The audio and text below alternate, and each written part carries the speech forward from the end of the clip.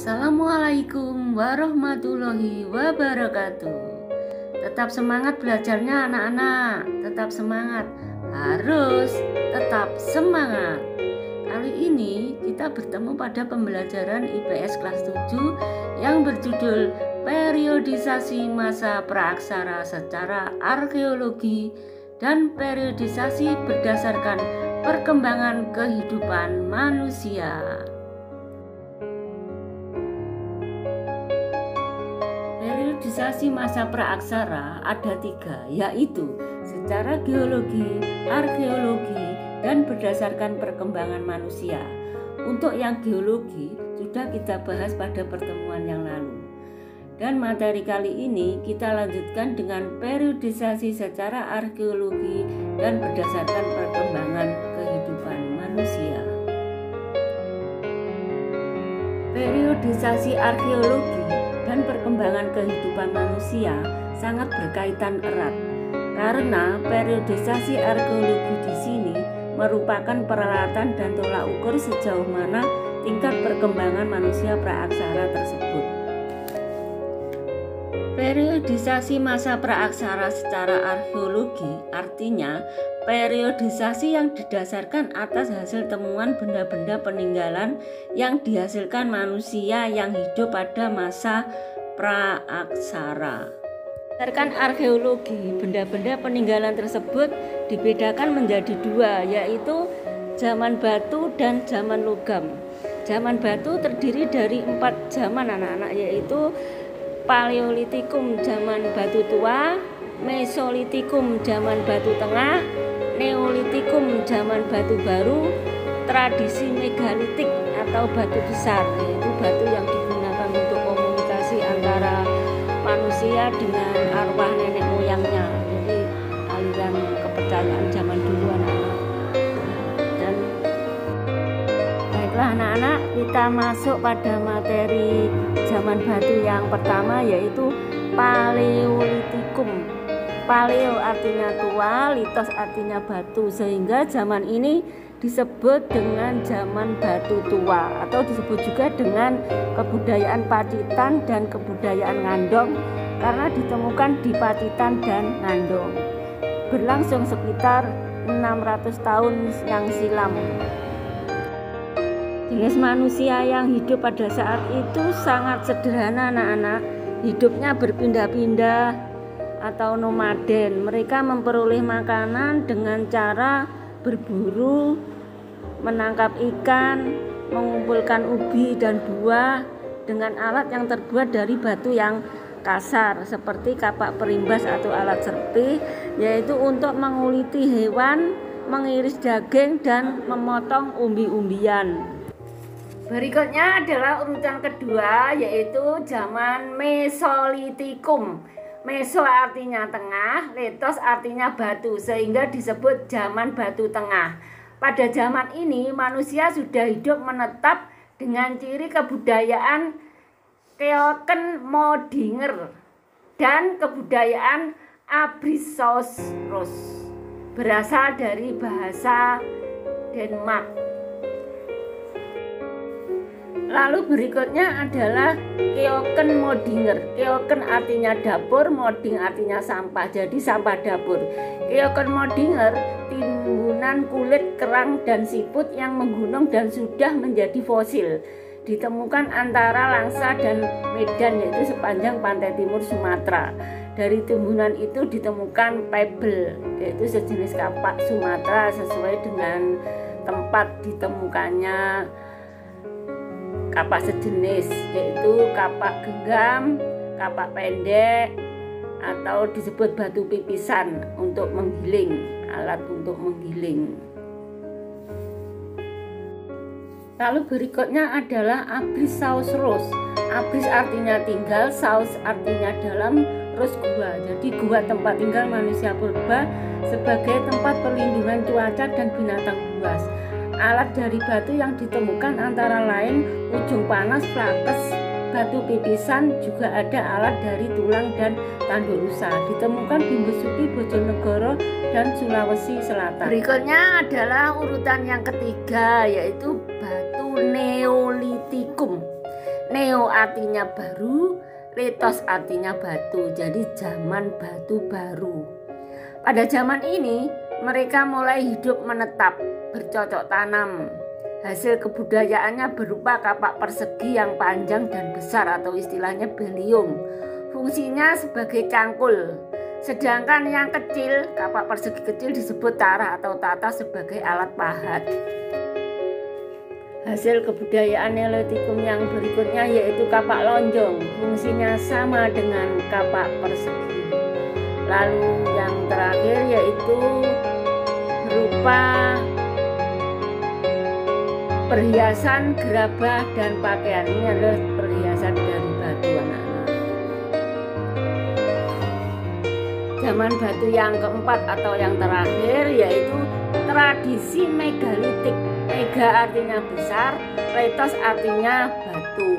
Zaman batu besar meliputi pendirian bangunan dari batu yang berukuran besar. Erat kaitannya dengan kepercayaan yang berkembang saat itu, yaitu pemujaan terhadap roh nenek moyang. Jenis bangunannya antara lain menhir, dolmen, kubur peti, waruga, dan sarkofagus. Ini adalah gambar menhir, anak-anak, yaitu sebagai tempat pemujaan roh nenek moyang atau tanda peringatan untuk orang yang telah.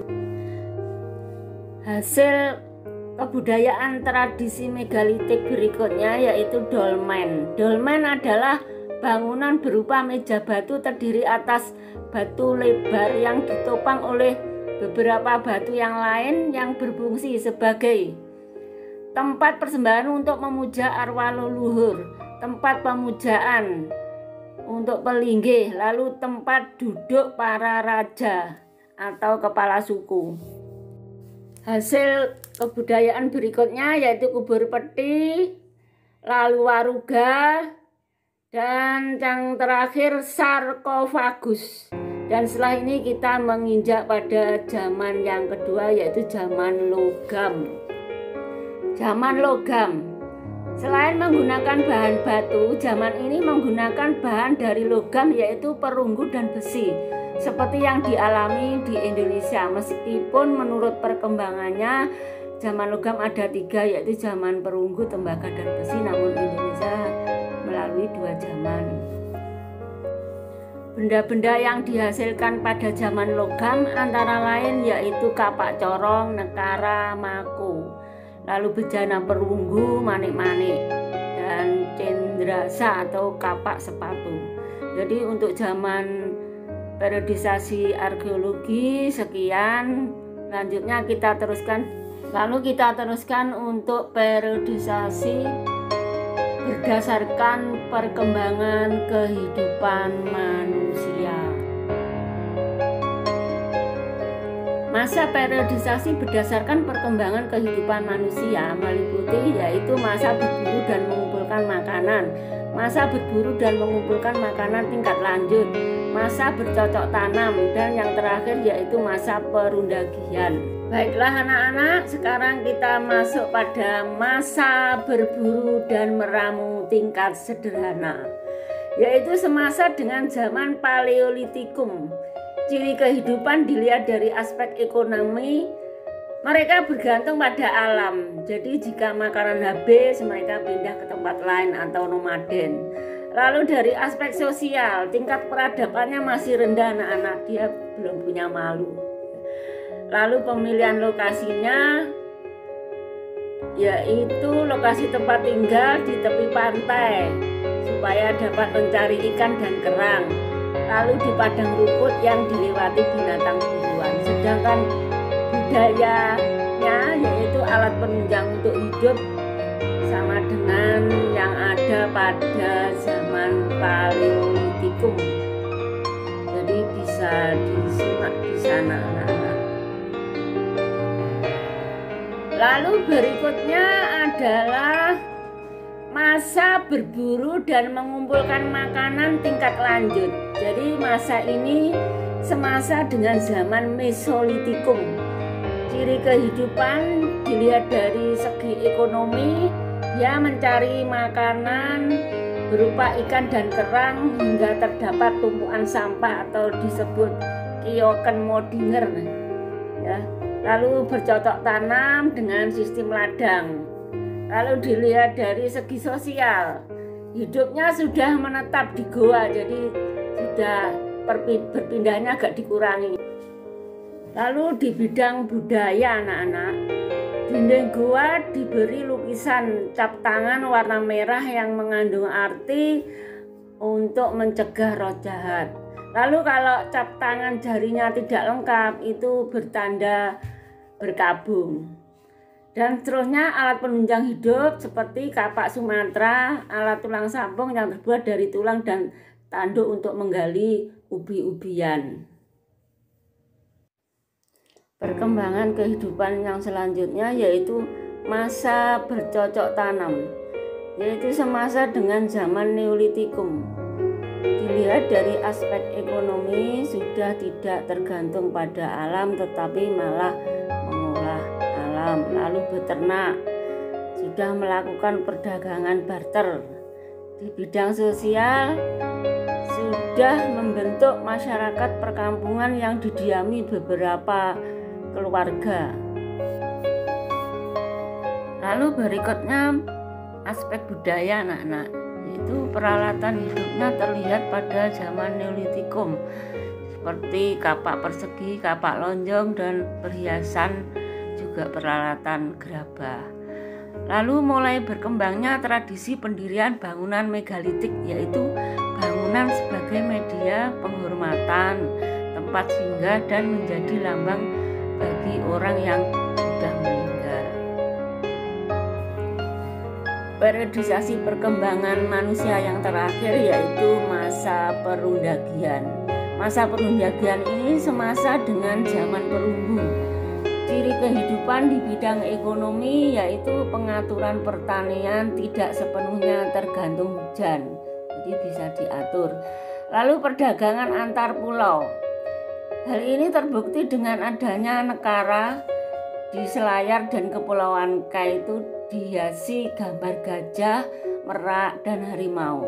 Padahal binatang ini tidak terdapat di Indonesia Timur, yang ada di daerah Indonesia bagian barat. Nah, hal ini menunjukkan bahwa negara tersebut berasal dari Indonesia Barat yang dibawa ke Indonesia Timur, atau orang Indonesia Timur membeli negara di Indonesia bagian barat. Jadi seperti itu anak-anak. Berikutnya di bidang budaya anak-anak, alat yang dihasilkan sudah beraneka ragam, perkakas, perhiasan, dan sebagainya.